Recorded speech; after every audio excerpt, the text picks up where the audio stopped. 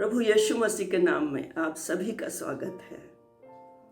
चिंताएं, परेशानियां हम सभी पर आती हैं और बिना बताए आती हैं और बिना बुलाए आती हैं, और हमारी चिंताओं के कारण अलग अलग होते हैं। आजकल इस कोरोना की महामारी के चलते हुए अनेकों चिंताएं लोगों को घेरे रहती हैं, जैसे अपनी बीमारी या प्रियजनों की बीमारी, या फिर अपनी नौकरी का जाने का खतरा, सैलरी कट होने का खतरा, घर का खर्चा कैसे चलेगा। बहुत सारी चिंताओं से हम घिरे रहते हैं और कभी कभी प्रियो ये होता है कि ये चिंताएं बोझ बनकर हमें दबाती हैं।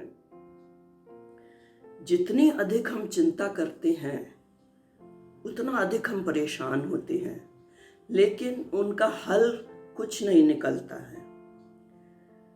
चिंता एक हिलने वाली कुर्सी की तरह है, रॉकिंग चेयर की तरह है, जिस पर बैठकर हम हिल तो सकते हैं पर कहीं पहुंचते नहीं हैं। सही बात है ना। और मुझको एक और कहावत याद आ रही है जो इस बात के बारे में है कि अत्यधिक चिंता करके हम अपनी सेहत को भी खराब कर लेते हैं। और कहावत ये है कि चिता तो मुर्दे को जलाती है पर चिंता जिंदा व्यक्ति को जलाती है। सच है। जब चिंताएं, परेशानियां, भय हमको घेर लें, एक बोझ बनकर हमारे ऊपर आ जाएं, तो ऐसे में हम क्या करें, हम कहाँ जाएं? इसका उत्तर हमें परमेश्वर के वचन बाइबल में मिलता है। और बाइबल हमें बताती है कि क्यों ना हम ऐसे समयों पर उस प्रभु के पास जाएं जो हमें बुलाता है, आमंत्रित करता है। तो आइए हम परमेश्वर के वचन बाइबल में चलते हैं और हम देखते हैं कि हमारा प्रभु यीशु मसीह हमारी चिंता बोझ के विषय में क्या कहता है।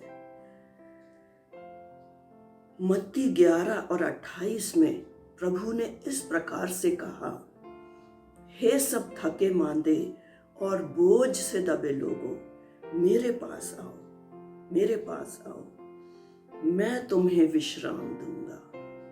प्रभु हमें विश्राम देने का वायदा करता है। भजन संहिता 55 और उसके 22 पद में इस प्रकार से लिखा है, अपना बोझ परमेश्वर पर डाल दे, वो तुझे संभालेगा, वो धर्मी को कभी टलने ना देगा। कितने सुंदर वचन हैं, कितने आशा के वचन हैं। संत पतरस अपनी पहली पत्री में इस प्रकार से कहता है, पहला पतरस 5:7 में, अपनी सारी चिंता उस पर डाल दो क्योंकि उसे तुम्हारा ध्यान है। परमेश्वर को हमारा ध्यान है। और बाइबल ये भी बताती है कि चिंता करना, अत्यधिक चिंता कर करके परेशान रहना व्यर्थ है। और चिंता की व्यर्थता को बताते हुए प्रभु यीशु मसीह इस प्रकार से कहते हैं, लूका 12 और 25 में प्रभु ने कहा, तुम में से ऐसा कौन है जो चिंता करने से अपनी आयु में एक घड़ी भी बढ़ा सकता है। सत्य है, चिंता करके हम अपनी आयु में 1 मिनट क्या 1 सेकंड भी नहीं बढ़ा सकते।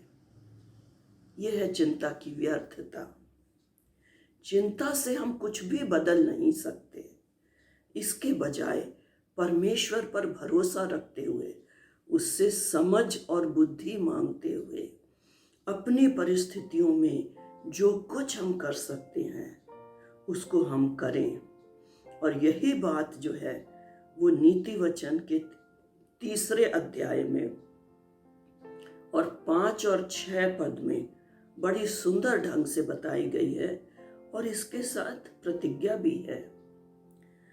तू अपनी समझ का सहारा ना लेना, वरन संपूर्ण मन से यहोवा परमेश्वर पर भरोसा रखना, उसी को स्मरण करके सब काम करना, तब वो तेरे लिए सीधा मार्ग निकालेगा।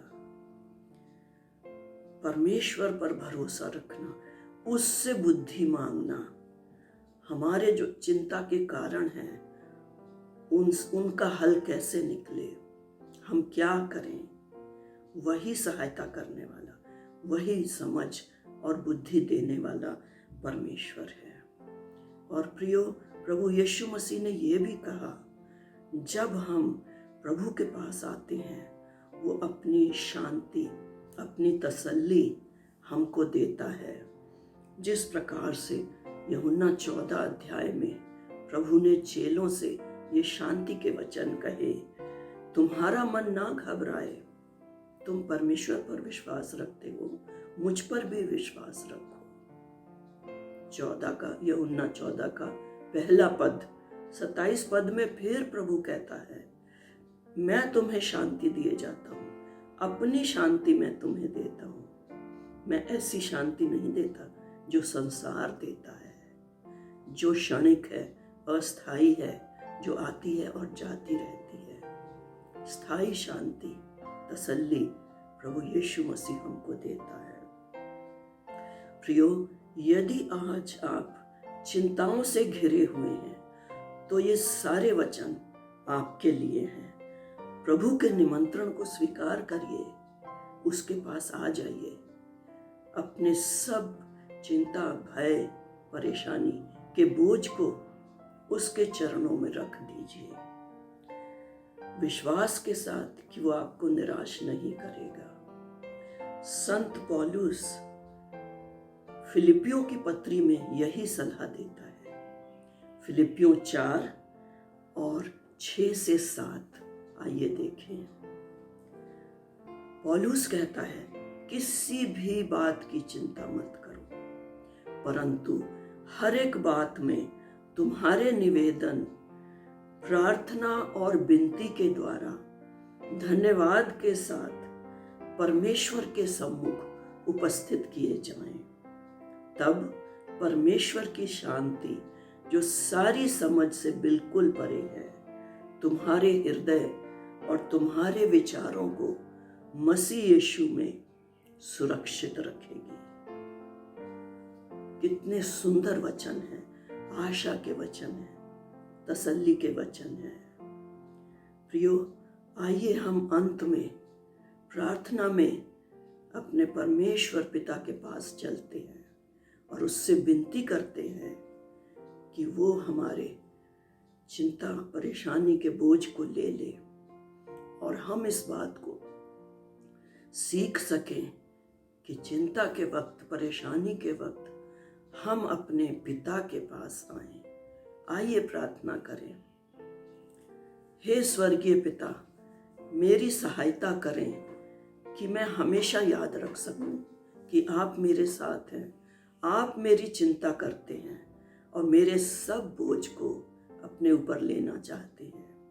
पिता, सहायता करें कि मैं आपके ऊपर भरोसा रखना सीखूं और आपके वायदों पर विश्वास रखूं। मैं ये जानूं कि चिंता करना व्यर्थ है। आपके पास आकर अपने सब बोझ आपके चरणों में डाल सकूं। मेरे सारे चिंता और बोझ को आप ले लीजिए। मैं जानता हूं कि मेरी हर समस्या का हल सिर्फ आपके पास से आएगा, इसलिए मैं आपका धन्यवाद करता हूं। प्रभु यीशु मसीह के नाम में आमीन।